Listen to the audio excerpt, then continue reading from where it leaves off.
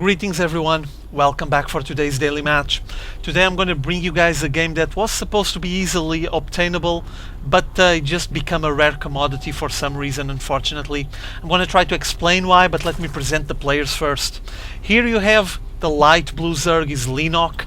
And yes, you guys probably already watching the picture-in-picture window and thinking, what the hell, this guy is 12? Well, no, he isn't 12, he's 16.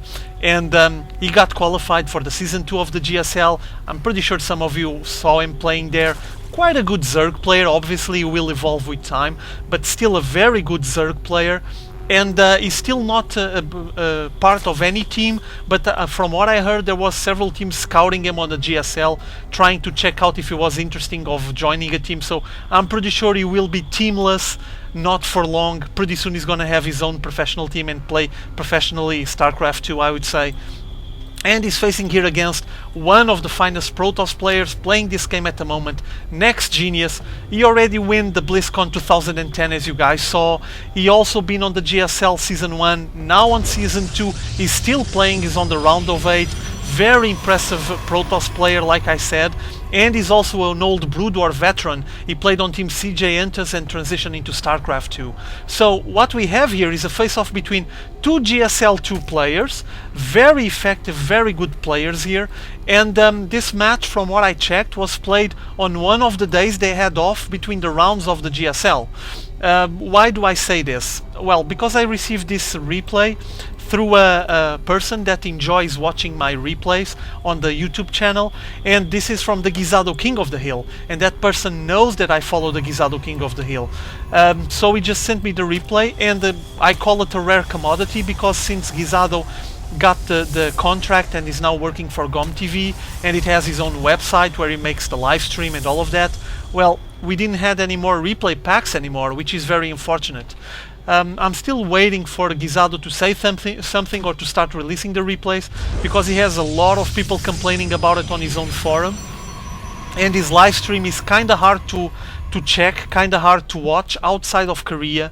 And basically what happened is just he lost a lot of viewers, and I was a big fan, and I'm still a big fan of the Gisado King of the Hill, but well, at the moment I basically can't watch it, so I'm still hoping for the replay packs to start being released. He had the friend back then, Psychomantis, who organized that kind of stuff. Now I'm not sure how things are. I already sent a message to Gisado asking him if he requires any help, or if he's considering releasing the replays anytime soon, but still no answer. So I'm gonna keep waiting and gonna focus on this match, because this match is taken from this week Gisado King of the Hill, and it's between two very strong players. And as you can see, Genius going from gateway into Cybernetics core. Is he considering doing any kind of early push? He got two gateways really early. There it is, chrono boosting two Stalkers out. I'm still not sure if he's considering any kind of early pressure, because, well, his probe spotted the expo going down there for Leenock, and he might be considering that Leenock maybe doesn't have enough defenses, and if he makes an early push he might be successful and just kill this game really fast. But seems like that Leenock has been taking care of his game, has a queen there already, another queen going on there, and meanwhile there it goes, the two Stalkers coming out, and instead of going straight into Leenock's bases, oh, there it is, they're gonna shoot down this Overlord, it seems. I don't think it's gonna supply lock Leenock, no, he's way ahead on that. But I was honestly thinking that since he was in such a hurry of getting these two gateways chrono boosted, I thought that he was gonna apply some pressure, but meanwhile Leenock just took the advantage of the fact that the place is not properly walled off and got into the base, into the mineral line from NEXGenius, and he's just running around with the Zerglings. The Zerglings still didn't kill a single probe. Oh, that was unfortunate, and all of them got instantly killed because, well, they could outrun Zealots and just run around the Zealots and annoy them, but against range units, kinda hard, kinda complicated to say the least. So it seemed like that first approach there, that first harass failed, and now NEXGenius going into his natural expo as well, picking up and making sure he's gonna be in the game econ wise against Leenock, because Leenock is already working out of two bases for quite a while. And here comes the two Stalkers finally trying to apply the pressure on Leenock, but Leenock has plenty of units here. and he's trying to pull those Stalkers into the creep so the Zerglings can surround them, but seems like he's finishing his Zergling speed. There it is, it's almost over, and with that Zergling speed, look at those Zerglings coming there. Oh, just run, man, run! Here the nice flanking made by Leenock, just surrounding those two Stalkers, I'm sorry. And now poking at them. One is already down. And now what about the second one? Second one getting completely surrounded and poked. He's not going to even be able to get to his natural expo. There it is. Now Leenock spotting the expo, trying to enter the place, but a force field just blocking the entrance there. And he has to pull back. Lost several of his units, but I mean, it's just Zerglings, and you know Zerglings are just kind of cheap, so you can invest some on them, even for some sacrificial ones for scouting purposes. And meanwhile, as you can see, Genius is setting a nice wall here, will force Leenock to come with his forces all around this place to enter his main base. And meanwhile, because Leenock saw what Genius is doing, seems like he's going to prepare himself to upgrade into the second tier of tech. There it is, Lair going down, while Genius is getting the Hallucination ready. Hallucination is quite useful for scouting purposes. I'm not sure if that's the intention from Genius. Also very interesting to have some hallucinated units in front of your line, on your front line, when you make an attack, when you make a push. But well, at the moment I don't expect that to happen anytime soon, so I would say that he might be needing it for any kind of scouting purposes, which is quite useful. And meanwhile, Leenock having a good answer, trying to prepare a counter to the Protoss units from NEXGenius, it seems. From what you can see there, he's placing somewhere an Hydralisk Den. Where is it? There it is. Hydralisk Den going down there. Evo chambers for the upgrades. And more gas. He knows that he's going to need gas to get those Hydralisks running. So what he's preparing here is probably a counter to all of those gateway units. While Genius sends his Hallucinated Phoenix flying over the place, spotting the lair, spotting the Hydralisk Den. So he knows what's going on here. NEXGenius probably will have to transition into some kind of different build.